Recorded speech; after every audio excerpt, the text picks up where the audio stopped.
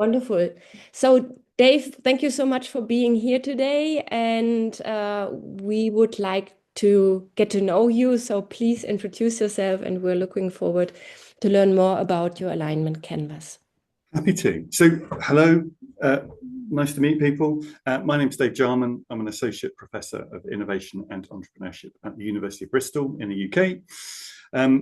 If you haven't had a look at the University of Bristol Centre for Innovation and Entrepreneurship, I'd encourage you to do it. We're a very unique model in that we teach innovation and entrepreneurship alongside 14 traditional academic disciplines, so anthropology all the way through to physics, kind of comp sci, music, economics. Students from all these different disciplines can come and learn innovation alongside their traditional studies. That's our UG program. We also have kind of 1 year taught postgraduate programs and PhD programs. And we were the runner-up in the EEE Best Entrepreneurship Course in the World program in September to Purdue. So outside of the US, we're the best in the world, or that's what we're trying to claim anyway. And what I'm going to kind of share with you this afternoon is kind of underpins some of the way that we think about innovation and entrepreneurship. My own background, actually, I've only been on the academic side for about 9 years. Prior to that, I worked on the professional side of the university. So I worked for the career service, I worked in research commercialization, I worked in kind of skills development and employability, but helping students and academics start things, be that their career or be that a startup. That's the kind of the background that I come from. And you'll see some evidence of that in what we're going to talk about.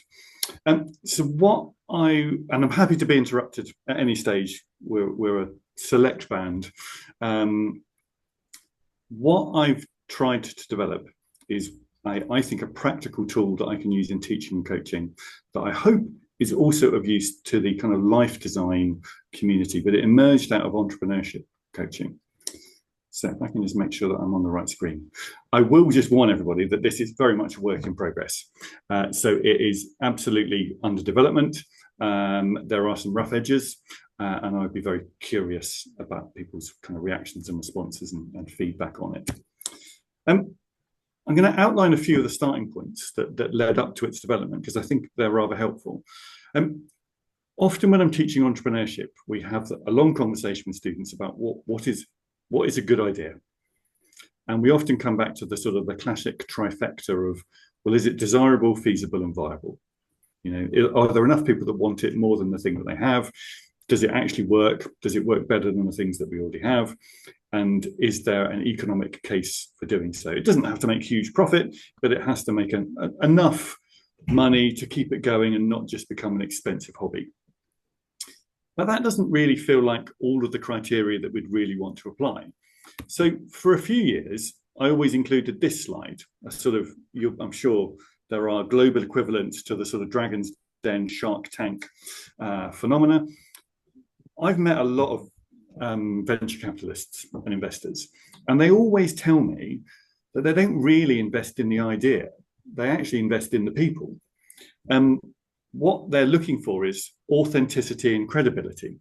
They're looking for people who actually know how to make their idea happen.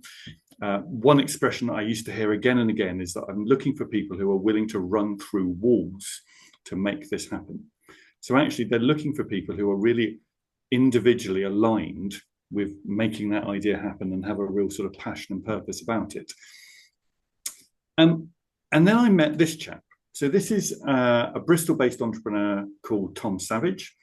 He is a serial entrepreneur. And I met him at a point where he was leaving an entrepreneurial startup because he realized he wasn't the right person to do it.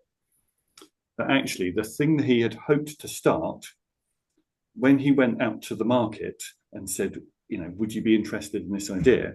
People said, not that, but maybe just over here, like a version of it that actually we would be kind of more willing to be kind of to participate in and to buy from.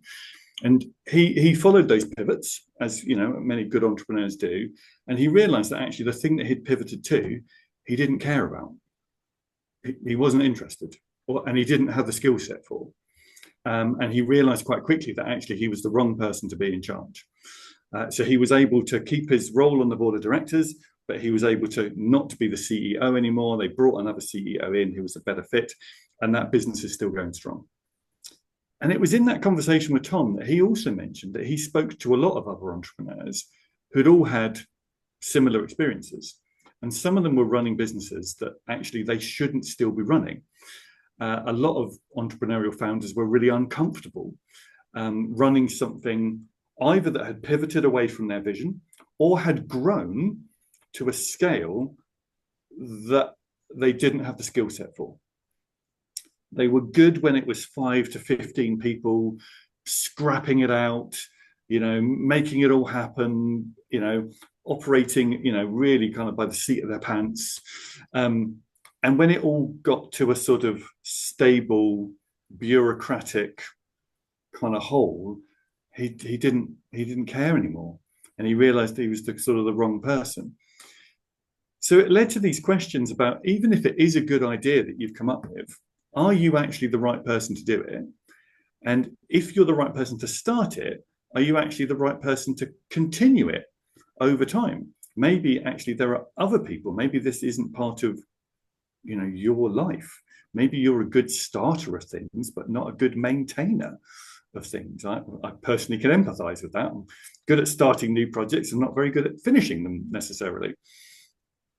But this is something that whenever I've spoken to other entrepreneurs, actually it's really resonated. Lots of entrepreneurs feel trapped in businesses that actually they hadn't intended to ever run for that long.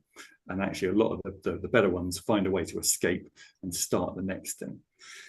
So there's also this piece about it can't just be desirable, feasible and viable. It's also got to have something of you in it to persuade investors that they should get on board, presumably also to persuade other collaborators and customers that this is a viable project, but also to maintain your own happiness over time. A second starting point for this was the work of this chap. So this is Dr. Colin Jones, or Col Jones to his friends. He's an Australian academic from Tasmania. He's written a series of books about educating undergraduate and postgraduate entrepreneurs. I can't recommend his work enough. In many ways, it's not really about entrepreneurship. It's actually about being a good educator. He talks a lot about sort of teaching philosophy. And one of the things that he encountered was the idea that he was delivering entrepreneurship education to lots of students who didn't necessarily want to be entrepreneurs. And he was also delivering entrepreneurship education to lots of students who actually wouldn't necessarily become entrepreneurs. And even the ones who wanted to be entrepreneurs would kind of get to the end of his teaching and they wouldn't necessarily at that point be an entrepreneur. They might still be a sort of on the pathway to being an entrepreneur, but not having actually achieved that status at that point. So he developed a couple of quite useful concepts. The first of those is actually what he realized he was creating was not so much entrepreneurs as adventurers. He talked about creating adventurous students who, through a series of multiple life moments, are attempting to solve problems or create value, either for themselves or for their communities or for the people around them. And actually, he found that this analogy with creating kind of reasonable adventurers was more useful than the idea of kind of creating entrepreneurs. And he developed this equation. What he said was that adventuring is your conviction, your passion, your confidence, your sense that you have a coherent inner world and a sort of focus and a direction, divided by your ability to accurately perceive your context and your circumstances. So it's where your inner world meets the outer world. And it helps if you have conviction and confidence in who you are and what you do and the direction you're going in. But you also have to be able to read the landscape. You have to be able to perceive the circumstances that you're part of to adapt what you're doing to the feedback that you're getting. And all of that is multiplied by the ability to create luck. And this struck me as, again, a really interesting sort of starting point of thinking about what was I trying to do in my classroom? How do I help my students find their way out into the wider world with purpose, with confidence, with a sense of direction, with capabilities that will help them achieve what they want to achieve. So there's something in here about not just self-awareness, but self-efficacy and self-authorship that I found rather interesting. A related starting point to this might be familiar to other people in the room. This is the Personal Business Model Canvas. If you've not seen it before, it is a version of the Business Model Canvas. It's from a book called Business Model U. And I've found it really helpful for supporting student freelancers. So students who are kind of thinking about portfolio careers, thinking about going out to freelance, because it starts with the key resource being who you are and what you have. What are you passionate about? Because if you have an interest in something, you will treat barriers more like a speed bump than an actual kind of complete wall that blocks your path. You've got the passion and the interest to get through it. You know, if somebody wanted me, I'm really into outdoor activities, mountaineering and similar. If I had to start a business that was about mountaineering, I'd just have more interest in that. Whereas if you wanted me to do something that was about the law profession, I would struggle because it just doesn't interest me in the same way. So your resource and then what you're good at, your activities and how you help people is at the heart of a business model. And again, you've got this sort of really human-centered version of starting up, which I think sometimes goes missing in the conversation about, is your idea any good? And that leads to a third and final starting point, which is effectuation theory. If we're using Sarasvathy's kind of principles about kind of bird in hand and patchwork quilt, actually, who you are, who you know, what you have, what you're interested in, who you can assemble, what you can assemble, what you understand well, is all a really kind of key part of the process. You know, do you have the capability, the commitment, the resources, the networks to achieve what it is that you hoped you would achieve? Something that Cole Jones talks about in his work a lot is the idea of the resource profile. So do you have the resources to start the things that you're interested in starting? Do you have the resources to tackle the problems that you're interested in tackling? Or actually, does that lead to a conversation about maybe scaling down the problem that you are trying to tackle to bring it within your power? Or do you need to accumulate resource so that you can bring that goal again within your capacity and control? But what we're doing in all these cases is we're talking about the gap between you and the thing that you're trying to start, be that a startup or be that a career. So that leads me to the canvas that I want to share. So this is kind of built on a similar sort of visual principle to the value proposition canvas, if you've seen that. So you've got two elements and you ideally want the two pieces to overlap and align effectively. So on the one side, you've got the founder or a stakeholder, ideally a human in the process. And on the right-hand side, you've got the thing that you're trying to start. So the organization is how I framed this. And if those two overlay really nicely, you've got something where you fit in really well. And if they are far apart, actually that gap is a bit of a problem in terms of your ability to align with the thing that you're trying to do. So I'll unpack it over the next couple of slides. So on the stakeholder side, on the human side, you've got space for you to write and talk about your ambition. So what does personal success look like and over what kind of time frame? How would you know that you're succeeding? Values is about the things that it's important for you to acquire in your life. So that could be about, you know, ethical standards or the location you're living in or the lifestyle you have or the status or similar. Skills and know-how. Now, this could be quite a long list, potentially, but one way of framing it is to think about, okay, with relation to the thing that you're trying to do, what kind of unfair advantage or particular skills and competencies might you have that would pertain to the thing that you're trying to start? And then you have a resource profile. So this sense of what are the resources or forms of kind of capital that you can bring to bear on the thing that you're trying to start. So I'll show you the other side and then I'll take a pause just to see if there's any kind of questions or queries.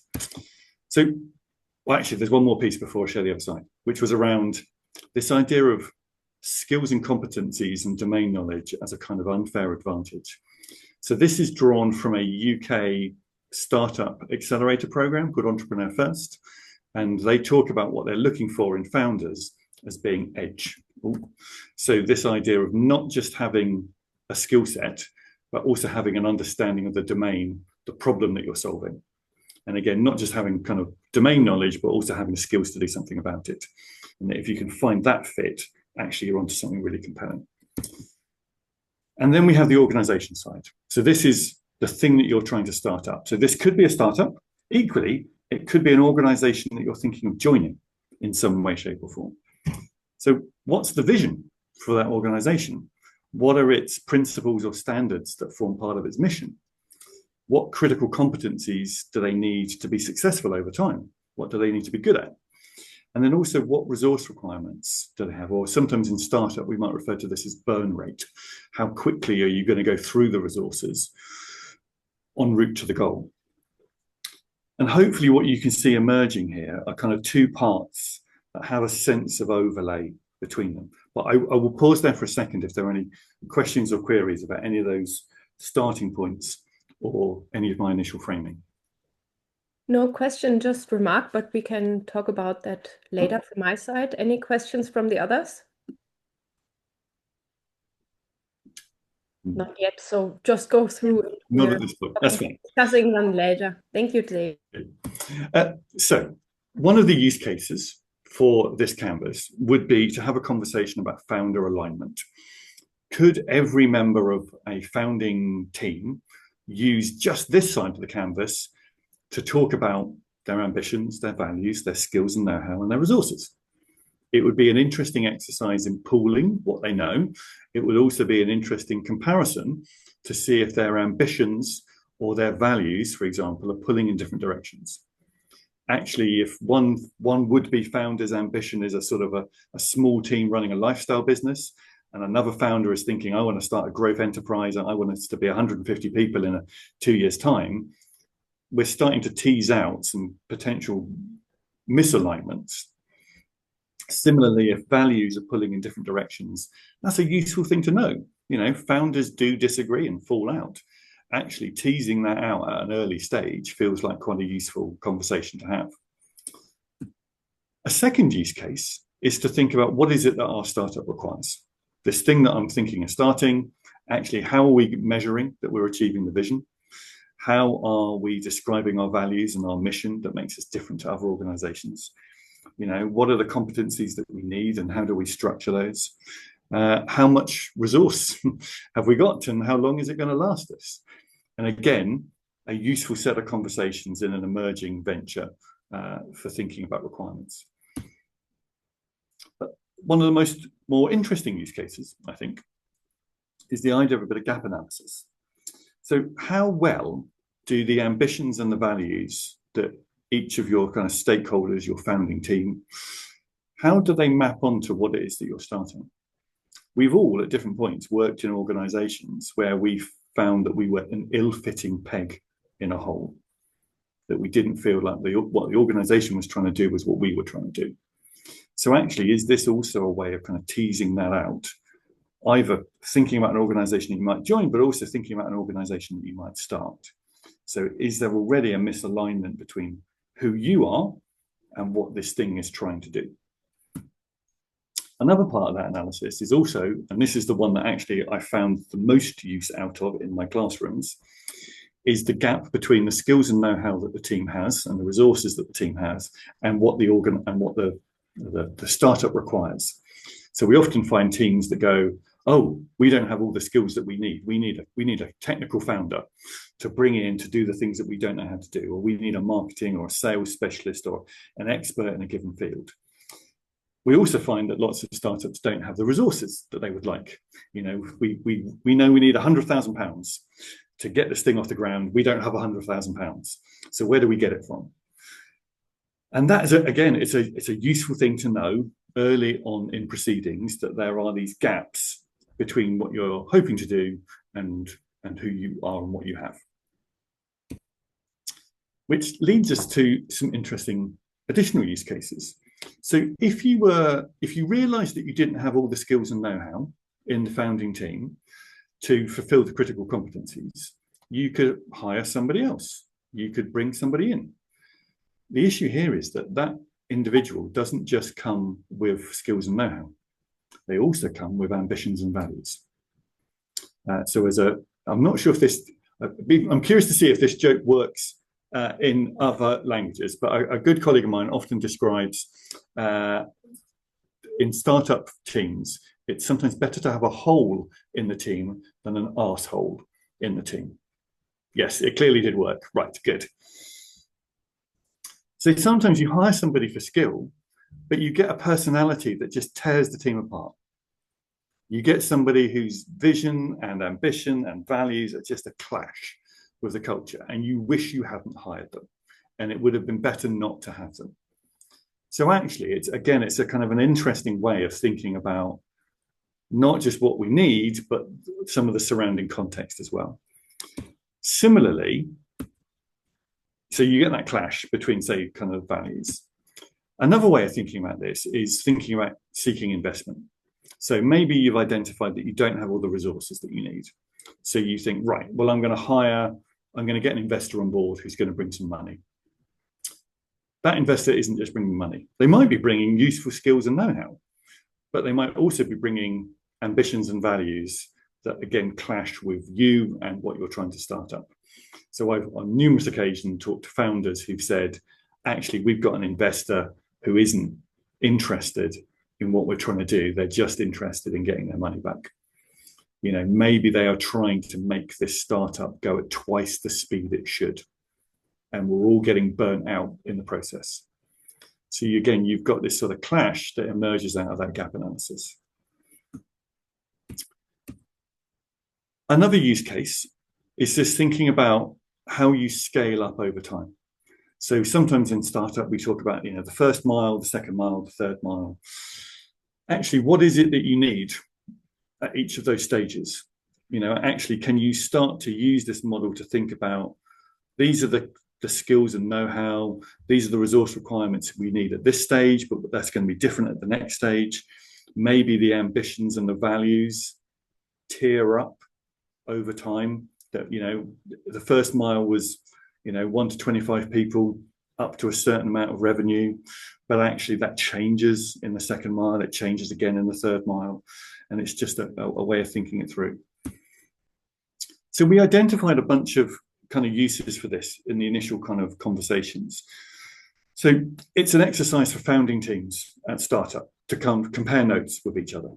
It's part of a regular alignment checking exercise in a founding team to just see if they're on the same page.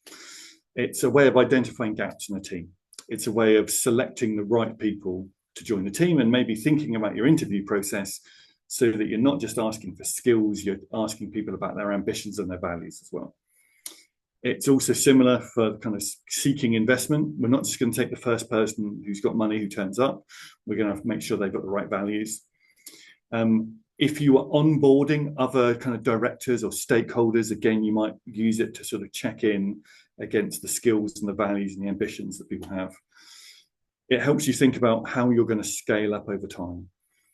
But it also struck us that this was not just a tool for startups, that this was also something that was quite interesting for your own career planning and your own kind of life design and thinking about organizations that you might choose to join.